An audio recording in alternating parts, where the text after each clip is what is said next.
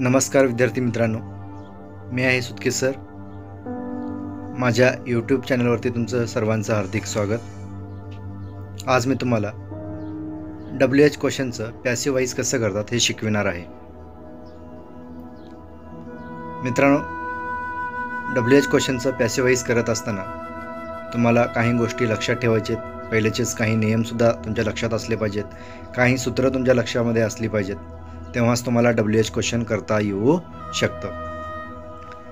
तुम्हाला दिलेल्या वाक्यामध्ये जो WH शब्द आलेला आहे तोच WH शब्द खाली घ्यायचा आहे. तो WH शब्द असेल किंवा हाऊ शब्द असेल तो आहे तसाच खाली घ्यायचा आहे. परंतु जर एखाद्या वाक्याची सुरुवात WHO होऊ शब्दाने झाली असेल, मात्र उत्तर लिहिताना तुम्हाला बाय होमनं वाक्याची सुरुवात करायची आहे. चला मग पहिल्यांदा उदाहरण बघूया. Why are you teaching English question mark. आता याचं उत्तर लिहिताना काय करायचं तर तुम्हाला जो WH शब्द दिलेला आहे तोच खाली घ्यायचा आहे. व्हाय शब्द आपण खाली घेतलं. दिलेल्या वाक्यातलं सहाय्यकारी क्रियापद शोधायचं तुम्हाला. या ठिकाणी आर आहे, परंतु इंग्लिशला इकडे घेतल्यानंतर ते एकवचन होतं म्हणून आपण या ठिकाणी व्हाय नंतरनं इज शब्द घेतोय. त्याच्यानंतरनं ऑब्जेक्ट घ्या इंग्लिश. दिलेलं वाक्य हे प्रेझेंट कंटिन्युअस टेन्समधलं आहे म्हणून बेइंग शब्द घ्या.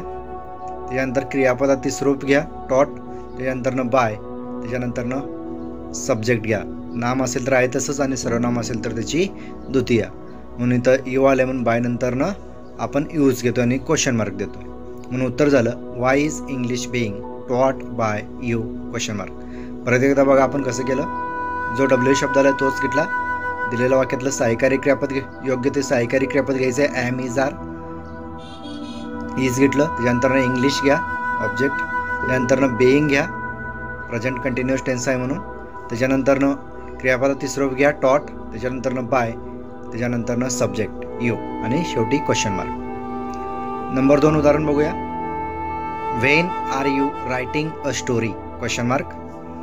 उत्तर बघा तोच WH शब्द घ्यायचे खाली. व्हेन घेतलं. ॲम इज आर पैकी योग्य तो सहाय्यकारी क्रियापद घ्या. इज घेतलं. ऑब्जेक्ट घ्या स्टोरी घेतलं. त्याच्यानंतर दिलेलं प्रेझेंट कंटिन्यू आहे म्हणून बेइंग शब्द घेतलं. त्याच्यानंतर क्रियापद स्वरूप घ्या रिटर्न घेतलं. बाय घ्या आणि करता घ्या यू आणि क्वेश्चन मार्क. म्हणून उत्तर झालं when is story being return by you question mark. Number 3 बघूया. What are you reading a book question mark. WH शब्द जे आले ते खाली घ्या. व्हॉट घेतलं. ॲम इज आर पैकी योग्य तो शब्द घ्यायचा आहे. इज घेतलं. दिलेल्या वाक्यातलं ऑब्जेक्ट घेतलं अ बुक. त्यानंतरनं कंटिन्यू आहे म्हणून बेइंग शब्द घेतलं. त्यानंतर क्रियापदाचे स्वरूप घ्या रीड. त्यानंतरनं बाय घ्या. त्याच्यानंतरनं सब्जेक्ट घ्या यू घेतलं क्वेश्चन मार्क दिलं. म्हणून उत्तर झालं what is a book being read by you question mark. जर कंटिन्यू असेल दिलेलं वाक्य पास्ट कंटिन्युअस मधलं असेल तर वाज वेअर येईल. त्याच्यानंतरनं बेइंग. जर दिलेलं वाक्य पास्ट परफेक्टमध्ये असेल तर हॅड येईल. त्याच्यानंतरनं ऑब्जेक्ट नंतर बीन घ्यायचं. म्हणजे असे काही बदल तुम्हाला करता आले पाहिजे जे अगोदर आपण शिकलेले आहेत. अतिशय सोपं आहे, याच्यामध्ये काहीही अवघड नाही आहे. अगोदर तुम्हाला काय करायचं जो WH शब्द आला तो घ्यायचा आहे. दिलेल्या वाक्यातलं योग्य तो सहाय्यकारी क्रियापद घ्यायचं तुम्हाला. त्याच्यानंतरनं ऑब्जेक्ट घ्यायचं आहे. जे काही चेंजेस असतील कंटिन्यू असेल तर बेइंग घ्यायचं आहे. त्याच्यानंतरनं परफेक्ट असेल तर बीन घ्यायचं आहे आणि बाकीचे जे नियम आहेत त्याच्यावरून तुम्हाला वाक्य सोडवायचं आहे. ठीक आहे मित्रांनो, काही जणांना WH क्वेश्चन म्हणल्यानंतर खूप अवघड वाटतं, मात्र याच्यामध्ये काहीही अवघड नाही. आपण 4 नंबरचं उदाहरण बघूया.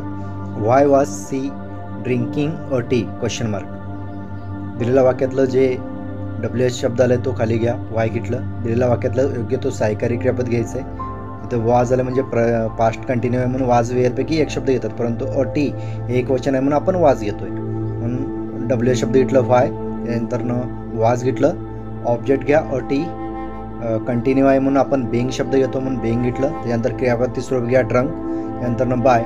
नाम करता जर आहे नाम असेल तर आहे तसंच घ्यायचं आणि सर्वनाम असेल तर त्याची द्वितीया घ्यायची. परंतु इथं सी आल्यामुळे त्याची द्वितीया आपण हर घेतोय.